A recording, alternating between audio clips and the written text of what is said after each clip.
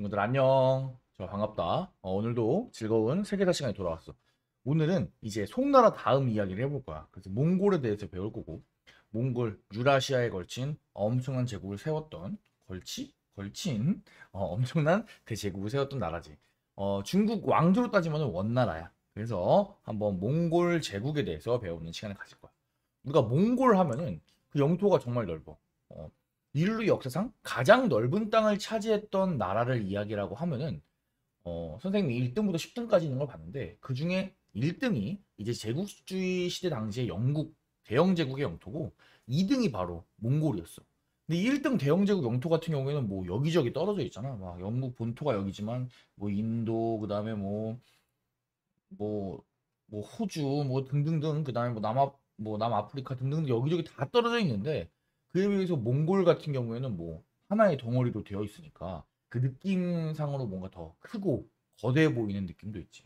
그래서 하여간 굉장히 짧은 시간에 엄청난 제국을 이룩한 사람들이 몽골 사람들인데 그래서 오늘은 우리가 이 몽골 제국을 만들었던 칭기스칸부터 시작해서 그 다음에 중국 왕조로 따졌을 때 이제 몽골 제국인 원나라 원나라는 어떻게 중국을 지배했는지에 대해서 간단하게 배워보고 마지막으로는 또 원나라의 문화랑 그 다음에 원나라 시기에 강력한 몽골 제국을 기반으로 활발하게 이루어졌던 동서 교류에 대해서 조금 이야기를 하면 수업을 아주 재밌게 할 수 있을 것 같아.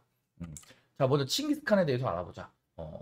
몽골 제국을 만든 사람이 사실상 가끔가다 징기스칸이라고 알고 있는 친구들도 있는데 요즘 같은 경우에는 좀 발음을 살려서 칭기스칸이라고 부르는 것이 정식 명칭이니까 꼭 알아두도록 합시다.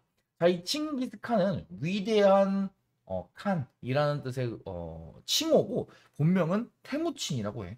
뭐 철로 만든 사람이다. 뭐 이런 뜻이라고 하는데 이름이 아주 강렬한 것 같아. 이 테무친 같은 경우에는 흩어져 있던 몽골 고원 지역에 있는 유목민들을 통합해가지고 하나의 제국을 만들어낸 사람이야. 이 사람부터가 인생 역경이 진짜 굉장히 스펙타클해. 그래서 뭐 관련된 영화도 많고 뭐 책도 많은데 여러분들이 한번 읽어보면 좋을 것 같아. 또 아마 여러분들 중에 유튜브 하다가 간혹 이제 칭기스칸 노래 들어본 친구들도 있을 텐데 이제 흘러간 옛날 노래 중에 이 독일 그 노래 그룹인 징기스칸이라고 하는 그룹이 부른 징기스칸이라는 노래가 있어. 뭐 징징 징기스칸 뭐 이런 이제 멜로디로 하는 건데 멜로디가 중독성 있고 한 번 들으면 까먹을 수 없는 노래. 선생님이 불러주고 싶지만 또 여러분들이 귀를 보호하기 위해서 부르진 않을 거고 나중에 아마 유튜브에 징기스칸 치면 나올 거야. 한번 검색해서 심심할 때 들어보면 아주 재밌을 것 같아. 아마 부모님들은 다 아실 거야. 부모님 세대들은 다 아실 것 같아. 그래서 한번 들어보면 재밌을 것 같아. 6인조 혼성 그룹이 부른 아주 신나는 노래야. 자, 아무튼 뭐 중요한 얘기는 아니고 넘어갈게. 자, 칭기스칸이 태어나기 전에 당시 세계지도를 보면 이렇게 생겼어. 그래서 칭기스칸이 속해 있던 몽골 부족은 이쪽 북쪽에 있는 몽골 고원이 흩어져서 살았어. 그러니까 세계지도를 표현했을 때 표현도 안 될 정도로 흩어져 있던 정치 세력이었단 말이야. 그리고 당시에 제일 잘 나갔던 건 아무래도 금나라였겠지. 근데 이러한 상황에서 칭기스칸이 태어나서 칭기스칸이 죽을 때까지 영토가 어떻게 바뀌냐면 이런 식으로 바뀌는 거야. 정말 대단하지, 그지? 정말 어마어마한 사람이야. 칭기스칸 같은 경우에는 아버지가 이제 부족장, 시족장 이런 사람이었는데 9살 때쯤에 아버지가 돌아가셔. 아버지가 다른 부족의 그런 음모와 계략에 빠져가지고 살해를 당하고 그 다음에 아버지가 이끄는 부족들이 진짜 칭기스칸이랑 제일 가까운 한 10명 정도를 제외하고는 다 뿔뿔이 흩어져. 그래서 정말 이 몽골 초원에서 빈손으로 10명만 데리고 시작해서 몽골의 부족들을 다 하나로 통합해서 동에서 서해에 이르는 거대 제국을 만든 사람이 이 칭기스칸이야. 그래서 뭐 칭기스칸이 그 과정에서 많은 사람들을 학살하고 죽이고 뭐 이런 거는 사실이야. 너 어찌됐든지 간에 그래서 칭기스칸에 대해서 되게 부정적으로 보는 그런 시선도 있지만 또 한편으로는 뭐 몽골인들 입장에서 아니면은 어떤 국가의 건국자 입장에서는 뭐 굉장히 위대한 정복자다 뭐 이런 식으로 얘기를 할 수도 있겠지. 자, 어찌됐든지 간에 칭기스칸이 이렇게 만들었던 몽골 제국 그리고 몽골 제국의 최대 영토를 지도로 표현하면 이 정도라고 해. 와 진짜 대단하다 그지? 여기 보게 되면 우리나라도 몽골 제국의 침략에 계속 저항을 하지만 나라가 완전히 뭐 식민지가 된 건 아니지만 그래도 어찌되었든지 항복하고 몽골 제국의 영향력 아래로 들어가서 지도에는 이렇게 좀 표현을 한 것을 볼 수 있습니다. 뭐 몽골 제국과 우리나라 사이의 관계에 대해서는 한국사 시간에 좀 더 아마 자세히 배울 수 있는 기회가 있을 거야. 자, 그러면 칭기스칸 이후에 이렇게 거대한 제국을 만들었던 몽골 제국은 어떻게 이렇게 짧은 시간 안에 칭기스칸 한 명이 있었던 시간 안에 대제국을 만들 수 있었을까? 그런 거에 대해서 좀 알아볼 필요가 있습니다. 첫 번째, 그 이유는 천호제도라고 하는 제도에서 찾아볼 수 있는데, 천호장이라고 하는 1000개의 집을 대표하는 그런 장을 두고 그 밑에 1000개의 집을 나누는 거야. 그리고 그 1000개의 집들을 다시 100개로 나누고 다시 그 100을 10개로 나눠서 촘촘하게 구성을 하는 거지. 그래서 행정적으로 이 안에 있는 사람들을 굉장히 잘 다스릴 수 있다. 그리고 이게 중요한 게 행정 조직일 뿐만 아니라 동시에 군사 조직인데 행정적으로 집을 나눠 놓은 거에서 각각 예를 들어서 한 명씩의 기병을 차출한다고 해봐. 그럼 동시에 10명 단위의 부대, 100명 단위의 부대, 1000명 단위의 부대가 효과적으로 배치할 수 있는 거야. 그래서 이렇게 굉장히 효율적으로 조직하고 운용할 수 있었던 것이 바로 몽골의 천호제가 되겠다. 그 다음에 실질적으로 뭐니 뭐니 해도 굉장히 강력한 기마 군단을 빼놓고 얘기할 수가 없어. 몽골 하면 우리 이미지만 봐도 딱 말을 타고 다니고 화살 쏘고 굉장히 날쌔고 이런 이미가 강하잖아, 그지? 특히 몽골 제국 같은 경우에는 말이 엄청 많았다고 유목민들이잖아, 그지? 그래서 여러 마리의 말들을 항상 같이 타고 다녔대. 그러니까 내가 타는 말 있고 그 다음에 뭐 두 번째, 세 번째 스페어 말들을 데리고 다녔던 거야. 그래서 내가 타고 다니다가 얘가 너무 지치면은 옆에 있는 말로 갈아타가지고 다시 가고 얘가 지치면 또 옆에 있는 말 타고 가고 그러면 그 사이에 다른 말들은 회복을 하고 그 다음에 말 같은 경우에는 유사시에는 어떤 얘들아 잡아먹을 수도 있어. 진짜 식량이 없는 경우에는 말을 잡아서 식량으로 사용할 수도 있고 그래서 이 몽골 제국의 부대 같은 경우에는 하루 동안 뭐 열흘 동안 이동할 수 있는 거리가 통상의 부대들보다 훨씬 더 길었다고 해. 그러니까 진격 속도가 어마무시한 거야. 이 진격 속도라는 게 굉장히 중요한데 예를 들어서 전쟁을 할 때 어떠한 부대가 저기 나타났다라고 하면 사람들이 판단을 할 거야. 일반적인 생각에서 여기서 뭐 이런 식으로 돌아오면 얼마나 걸리고 그럼 그 사이에 우리가 어떻게 대비를 해야겠고 이런 전략을 세울 수 있는데 몽골 제국 같은 경우에는 강력한 기마군단을 바탕으로 굉장히 빠르게 이동했기 때문에 방어하는 사람들의 입장에서는 정말 옛날 사람들은 뭐 교통, 통신 이런 것도 발달 안 했잖아. 진짜 무슨 뭐 번개에 맞는 기분이었을 거야 아마. 그 정도의 군사력을 보여줬던 것이 몽골 제국이라고 하겠다. 저는 또 재밌는 거 선생님이 또 갖고 왔는데 바로 이 보르츠라고 하는 전통 식량이 있어. 이것은 뭐냐면은 몽골에 있던 여러 고기들, 뭐 양이나 말 같은 고기들을 이렇게 육포처럼 말리는 거야. 살코기 위주로 해가지고 그냥 딱 말리면은 이 고기가 엄청나게 쭈그러들면서 굉장히 부피가 작아진다고 해. 그래서 이런 부피가 작아진 것들을 이렇게 갖고서 가볍잖아, 그지? 그래서 주머니 같은 데 들고 다니면서 비상식량으로 해가지고 빠르게 전진할 수 있었던 거야. 그래서 이런 것들 한 개만 하더라도 물에다가 뜨뜻한 물에다가 풀면은 훌륭한 한 끼 식사 대용이 됐다고 해. 그러니까 식량 같은 걸 갖고 가는 것에 있어서도 엄청나게 편했다 이거지. 우리가 전 근대 시대 때 전쟁 같은 걸 보면은 항상 중요한 건 보급이야. 군인들이 싸우지만 어쨌든 밥을 먹어야 싸우기 때문에 군인이 가는 것도 중요하지만 밥을 효과적으로 이렇게 공급해 주는 게 굉장히 중요했단 말이야. 우리가 수나라와 고구려 사이의 전쟁 같은 것만 보더라도 수나라 군대가 그 수많은 백만 대군을 이끌고 왔을 때 굉장히 어려움을 겪었던 게 보급 문제였고 결국에 보급 문제를 해결하기 위해서 뭐 30만 명의 별동대를 보낼 때는 각자 알아서 보급해라. 100일치 짐을 짊어지고 가라. 이런 명령을 내렸기 때문에 그 수나라의 30만 별동대의 힘이 약해졌고 뭐 을지문덕이 그걸 노려서 살수대첩에 승리하고 뭐 이런 스토리가 있잖아. 그런데 몽골 제국은 뭐 이걸 짊어지고 이런 게 아니야. 주머니에다가 이런 육포들을 넣어놓고 때 되면은 조금씩 많이도 필요 없어 얘들아. 선생님이 읽어본 건데 자세히는 모르지만 엄지 크기 정도? 뭐 이 정도 크기만 있으면은 한 끼 먹을 수 있대. 그럼 이게 한 끼면은 뭐 한 이 정도 가져가면 막 몇 주는 먹을 거 아니야, 그지? 그러니까 그런 것들을 보면 몽골 제국의 군대가 당시로서는 상상하기 어려울 정도의 그런 효율성을 지닌 군대였다. 이런 거 우리가 재미로 알아둘 수 있을 것 같아. 뭐 활 쏘는 기술 이런 건 말할 필요도 없지. 뭐 활을 엄청나게 잘 쐈다고 하고 말 타는 기술도 날 때부터 말을 타니까 일반적인 농경 민족들은 이 사람들의 말 타는 기술을 따라갈 수가 없는 거야. 심지어 아직도 이거는 TV 프로그램에서 본 건데 아직도 몽골에서는 아주 어린 아이들도 말을 탄다고 해. 뭐 모는 도시에 있는 아이들은 아니겠지만 시골에 있는 사람들 같은 경우는 아주 어린 뭐 이 친구 봐봐. 초등학생 저학년 그 정도밖에 안 돼 보이지. 그런데도 벌써 자기가 이렇게 말을 딱 타고 얘보다 더 어린 친구도 말 타는 거 많이 봤어 영상에 보니까. 그런 식으로 말 타는 기술들이 워낙 발달을 했다. 그러니까 굉장히 기마군단이 굉장히 강력했다.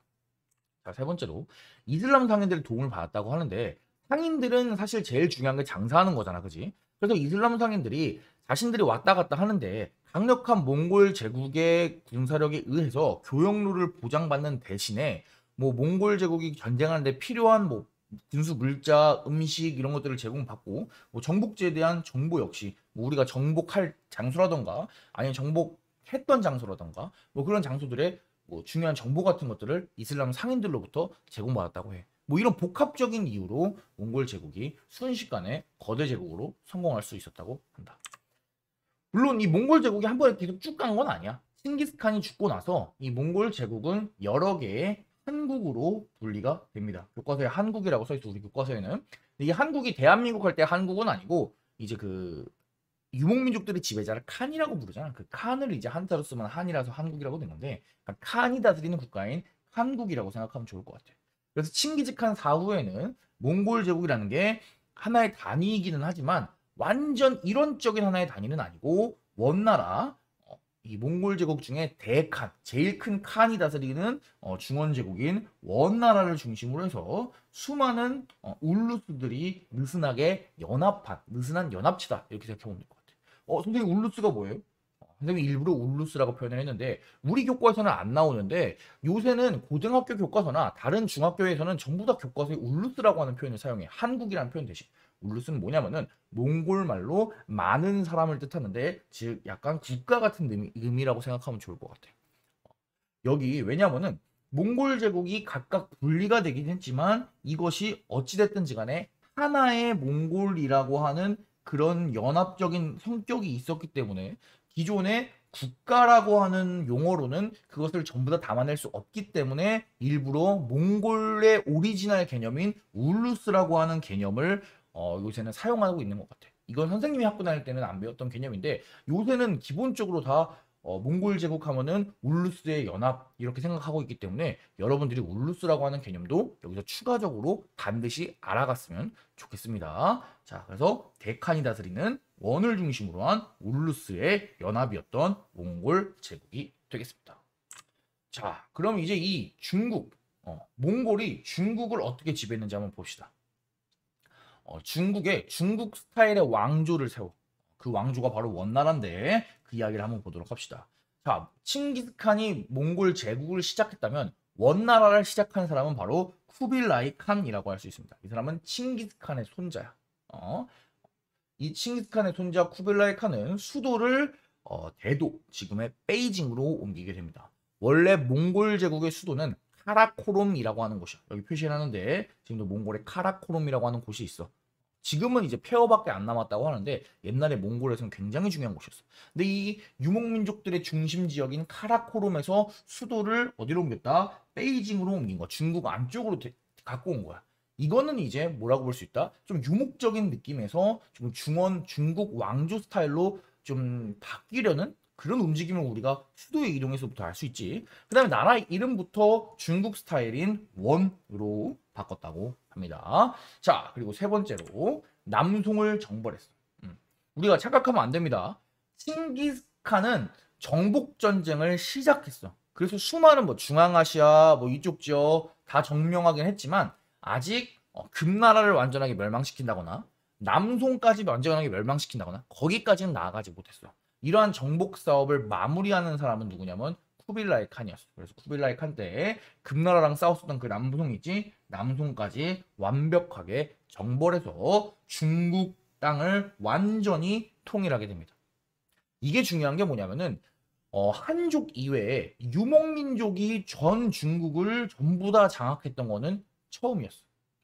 우리가 여태까지 유목민족을 굉장히 많이 배웠잖아. 뭐 많이 거슬러 올라가면 충노족도 배웠고 뭐 당나라 때 돌골족도 배웠고 그다음 당장 지난 시간에 거란족도 배우고 여진족도 배웠어.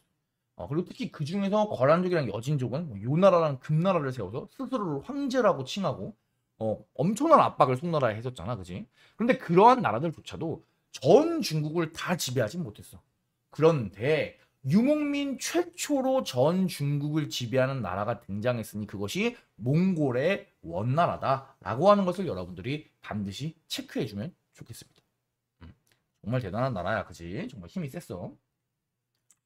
자, 이 중국을 어떻게 지배했느냐? 이 몽골족은 중국의 전통적인 관료 제도랑 행정기구를 그대로 사용했어. 근데 다만 뭐 사용하는 데 있어서 좀 독자적인 방식을 사용했겠지. 이때 관료를 뽑을 때 과거 제도도 없어지지는 않았어. 다만 과거 제도가 제대로 운영이 되지는 않았지. 그런 식이었던 거야. 자, 근데 재밌는 거는 여러분들 반드시 알아둬야 하는 게 몽골 사람들이 갖고 있었던 중요한 기준, 그것이 뭐냐? 몽골 제일주의야. 그러니까 몽골인을 우대했다, 이렇게 생각해 주면 좋을 것 같아. 전체 원나라 인구에서 몽골인이 차지하는 거는 1.5%밖에 안 돼.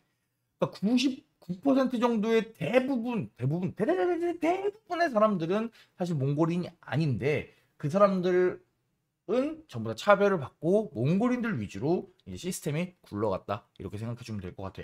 그래서 레벨이 있는데 그 중에 가장 낮은 레벨, 두 레벨을 보게 되면은 먼저 한인들이라고 하는 사람은 금나라에 살고 있던 사람들이야. 그러니까 금나라가 지배하고 있던 지역에 있던 사람들. 예를 들어서 여진족 당연히 있을 거고, 거란족 당연히 있을 거고, 금나라에 사는 한족들, 중국인들까지도 포함될 거야. 그럼 제일 낮은 단계는 뭐냐? 남인들이라고 하는데 남동 사람들이야. 그러니까 마지막까지 원나라에 저항하면서 마지막까지 남아있었던 사람들을 가장 낮은 단계로 놓고 차별을 했다고 합니다. 여러분이 여기서 재밌게 봐야 되는 거는 뭐 이 사람들은 중국인이고 이 사람도 중국인이니까 그러려니 하겠는데 여기 나오는 생목인이라고 하는 단어에도 집중을 해야 됩니다.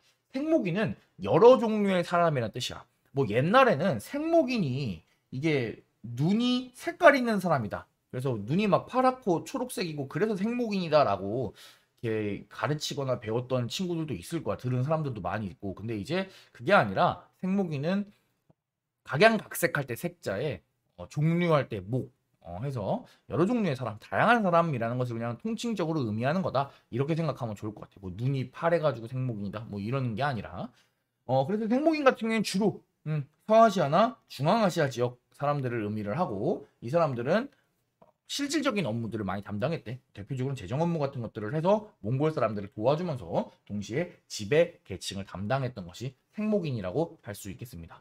자, 이렇게 잘 나갔던 원나라는 14세기 무렵 쇠퇴하게 되는데, 왜 쇠퇴하게 되냐? 자연재해가 일어나고 뭐 왕위가 계승하는 걸 분쟁이 일어나고 뭐 집회를 남발하고 뭐 그다음에 반란이 많이 일어나서 결국에는 명나라가 생기면서 만리장성 북쪽으로 밀려나게 된다고 합니다. 모든 나라가 항상 영원할 수는 없는 거니까 뭐 그런 일이 있었다고 합니다. 자, 그럼 정치적인 내용은 어느 정도 공부를 해봤고, 그럼 이제 문화적인 내용을 공부하도록 합시다. 원나라의 문화, 원나라에도 서민 문화가 유행을 했을 때, 우리가 서민 문화라고 하는 단어는 원래 송나라 때 먼저 배웠었는데 원나라 역시 서민 문화가 발달했나 봐. 원나라의 서민 문화 중에 우리가 재미있게 봐야 되는 부분은 바로 이 잡극이라고 하는 건데, 이 잡극이라고 하는 것은 뭐 노래, 연극, 춤 이런 것들이 한데 어우러진 말 그대로 종합 예술이라고 생각해 주면 좋을 것 같아. 여기 그림이랑 비슷하다고 보면 되겠다. 뭐 내용은 선생님이 잡극을 직접 보지 않아서 자세히는 모르지만 뭐 역경을 극복해 나가는 백성들의 재미있는 이야기 이런 것들을 해서 서민들이 좋아하는 스타일의 그런 극을 꾸렸다고 해. 그래서 잡극 한번 체크를 해주고, 종교 같은 경우에는 원나라는 특이하게 티베트 불교인 라마교가 유행을 했다고 합니다. 불교도 여러 개의 종류가 있어. 예를 들어서 동남아시아 지역에서는 도승불교, 그 다음에 우리나라나 일본, 그다음에 중국 이쪽에서 대승불교 뭐 이런 게 유행을 하는데 티베트 지역에서도 불교가 발달했단 말이야. 근데 그 티베트 지역의 인간 신앙이랑 불교가 이렇게 융합이 되면서 나타나는 티베트 스타일의 불교를 우리가 라마교라고 부르는데, 이 라마교가 원나라에서 굉장히 유행을 했습니다. 그래서 실제로 아직도 몽골에 가보면 몽골 사람들은 라마교를 믿는 사람이 굉장히 많습니다. 자, 그래서 이거는 라마교의 사원, 지금 몽골에 가면 라마교의 사원을 사진을 갖고 왔어. 같은 불교 사원인데 우리가 알고 있는 절이랑은 좀 다르지. 탑 모양도 우리가 흔히 알고 있는 불교 탑 우리나라 거랑은 많이 달라, 그지? 근데 이게 원나라 사람들이 반드시 라마교만 막 강조했던 건 아니야. 당시에 보게 되면은 다른 종교에도 관용적이어서 뭐 이슬람교나 크리스티교 같은 것들도 좀 많이 포용을 해줬다고 합니다. 아무래도 전 세계에 걸친 세계 제국이다 보니까 그런 면에 있어서는 조금 포용적인 정책을 펼쳤던 것 같습니다. 자, 몽골 제국과 동서교류를 볼게. 사실상 몽골 제국의 핵심 내용이라고 볼 수 있어. 만약에 우리가 송나라의 가장 큰 키워드를 문치주의라고 잡았다면 몽골 제국의 가장 큰 키워드는 동서교류다라고 할 정도로 동서교류는 몽골 제국의 가장 큰 특징이라고 할 수 있지. 일단 땅이 엄청 넓잖아, 그지? 자, 그럼 이 넓은 땅에서 효과적으로 인원들이 이동할 수 있으려면 뭐가 필요하냐? 바로 이동하는 사람들을 도와주기 위한 어떠한 장치가 필요한데 그것이 바로 역참 되겠습니다. 자, 화면에 보이는 지도에서는 파란 색깔로 이렇게 쭉 표시가 되어 있지. 자, 이 역참은 뭐냐? 주요 교통로마다 설치한 그런 기구인데 여기서 이렇게 생긴 통행증을 가진 사람들한테는 밥도 주고 물도 주고 그다음에 말도 빌려주고 막 그래서 효율적으로 이동할 수 있게 만들어 놓은 그런 곳이 바로 역참입니다. 뭐 지금으로 따지면은 호텔 플러스 렌터카 업체라고 해야 되나? 그지? 뭐 그런 상황이라고 여러분 체크해 보면 되겠습니다. 다시 봐도 땅이 정말 엄청나, 그지? 역참도 곳곳에 설치되어 있는 걸 볼 수 있습니다. 자, 그리고 몽골 제국 같은 경우에 이때 여러분들 익히 들어봤던 초원길 그리고 비단길 바닷길 보게 되면은 제일 북쪽에 초원을 통해 이동하는 초원길 그리고 사막을 통해서 이동하게 되는 비단길의 다른 이름이 사막길입니다. 자, 그리고 바다를 통해 이용하는 이 바닷길이 전부 다 활발하게 운영이 되었는데 이 활발하게 운영되는 이것들이 결국에 다 모이는 집결지가 어디냐? 바로 베이징, 원나라의 수도인 베이징이 되겠습니다. 결국에 중국을 중심으로 이러한 무역이 이루어졌다. 활발한 동서교류가 중국 원나라를 중심으로 이루어졌다. 이렇게 생각해주면 좋을 것 같습니다. 그리고 중국의 뭐 항저우나 취안저우 같은 곳은 세계적인 항구로 발달을 했대. 뭐 여러분들이 항구 이름까지 막 달달 외울 필요는 없지만 선생님이 중국에 갔을 때 이 지역을 방문해 본 적이 있는데 뭐 여전히 엄청나게 크더라고. 수백만 명의 사람들이 선생님 정말 지방 도시인 줄 알고 갔는데 진짜 수백만 명의 사람들이 살고 있는 거대 도시여서 깜짝 놀랐던 적이 있어. 이 시기 동서교류 체크를 해봅시다. 교황이나 유럽에 있는 여러 군주들이 원나라에다가 사절을 파견을 해서 그 사절들이 원나라를 방문했던 기록들도 많이 남아있어. 재밌는 게 바티칸, 로마의 바티칸에 가보면은 벽화에 이제 몽골인의 모습이 그려져 있대. 그래서 여기 보면은 그냥 확대한 걸 보면은 이 사람 몽골인인 것 같지, 그지? 그래서 생긴 게 서양인이랑 다르게 생겼지, 그지? 이 사람이랑 비교해 보면은. 그래서 이런 거 보면은 실제로 몽골 시대 때 활발한 동서 교류가 있었구나 이렇게 생각해 보면 좋을 것 같아. 교황 입장에서는 생각해 보면은 크리스트교를 박해하지 않고 어느 정도 포용적인 입장을 취하고 있는 몽골의 황제에게, 그러니까 원나라의 황제에게 좀 이렇게 사신을 파견하고 싶었을 거야, 그지? 거기서 포교 활동을 할 수도 있을 테니까 그런 것들 상상해 보면 참 재밌는 것 같다. 실제로 진짜 많은 사람들이 오기도 했습니다. 뭐 몬테코르비노 뭐 이런 사람들이 있는데 중학교 수준에서는 뭐 이름까지는 알 필요가 없어서 선생님이 따로 설명은 하지 않습니다. 자, 근데 한 명 알아둬야 하는 사람이 있어. 누구냐? 바로 이탈리아 출신의 유명한 사람인 마르코 폴로 되겠습니다. 자, 별표도 좋습니다. 이 마르코 폴로라고 하는 인물은 원래 베네치아 출신이었어. 그런데 이 사람이 흘러 어디까지 가게 되냐면은 원나라의 수도인 베이징까지 가게 됩니다. 그리고 이 베이징에서 아까 말했지, 중국에서는 생목인들을 많이 관리로 임용해서 행정적인 일들을 할 때 사용했다고. 그래서 이 사람 역시 중국에서 관리로 임용이 돼. 그러니까 중국 공무원이 된 거야. 그래서 중국에서 약 17년 정도나 오랜 기간 동안 생활을 하고 그 다음에 다시 바닷길을 통해서 이제 자신의 고국인 이탈리아로 돌아갔다고 합니다. 그리고 거기 돌아가서 그 유럽에서 자기가 겪었던 일을 자기 주변에 있는 사람들한테 얘기를 해준 거야. 그래서 그 이야기를 듣고 그 이야기를 바탕으로 쓰여진 책이 동방견문록입니다.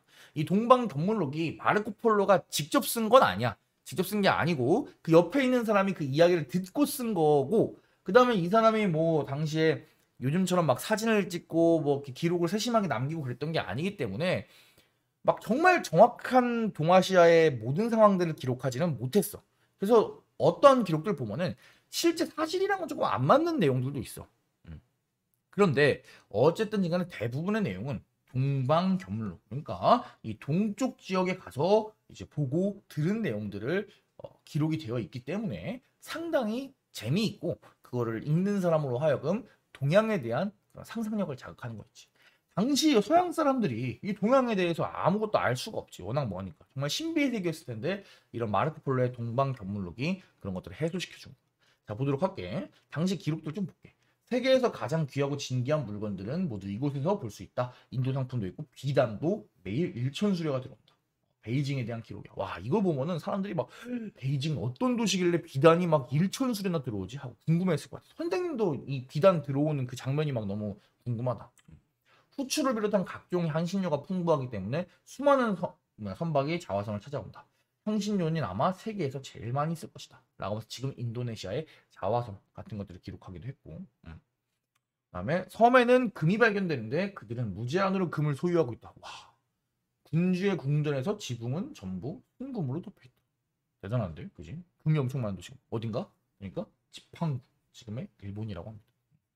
이거는 조금 보니까 약간 허황된 내용인 것 같아요. 실제로 마르코 폴로가 직접 일본에 가지는 못했고 일본에 왔다 갔다 하는 사람들에게 있는 그런 풍문을 듣고 쓴 거여가지고 쓴 것도 아니지. 듣고 자기가 친구한테 말하고 그 사람이 쓴 거니까 어찌됐든 간에 정확하지 않은 내용들도 약간 있습니다. 참고로 이 지팡구 지팡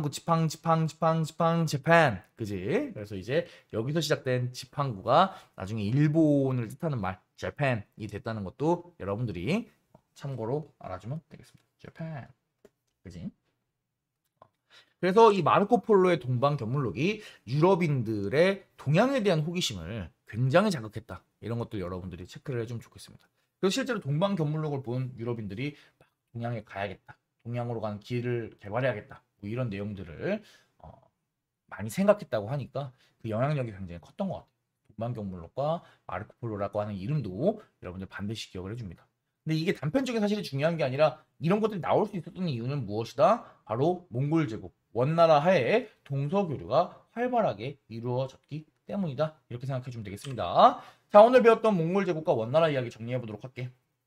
처음에 흩어졌던 몽골 부족들을 하나로 뭉쳐가지고 몽골을 세웠던 사람이 바로 칭기스칸이 되겠고 그 몽골 제국의 이름을 원이라고 하고 중국의 수도를 베이징으로 하고 남송을 멸망시켜서 최초로 최초로 중국 땅 전체를 유목민족이 차지했던 것이 바로 쿠빌라이 칸이 되겠습니다. 쿠빌라이 칸 같은 경우에는 우리나라랑도 굉장히 밀접한 연관이 되어 있는데 이 쿠빌라이 칸 같은 경우에는 고려랑 사이가 굉장히 좋았어. 그러니까 고려를 자기 영향력 아래 두긴 하지만 어쨌든지 간에 고려가 당시 쿠빌라이 칸이 정치적인 다툼을 하고 있을 때 쿠빌라이 칸 편을 들어준 적이 있었단 말이야. 그래서 고려를 되게 특별 대우를 해줘서 자기 막내딸도 고려의 충렬아이랑 결혼을 시키기도 하고 그 다음에 다른 정복 지역 같은 경우에는 정복을 한 다음에 원나라나 몽골 제국의 스타일을 굉장히 강요를 하는데 고려 같은 경우에는 고려 너네는 몽골 스타일 굳이 안 하고 싶으면 안 해도 돼. 너희들은 우리의 영향력 아래에 있지만 너희들은 자율성 가져도 좋아 라고 원나라의 황제인 쿠빌라이 칸이 오케이 해주기도 했었어.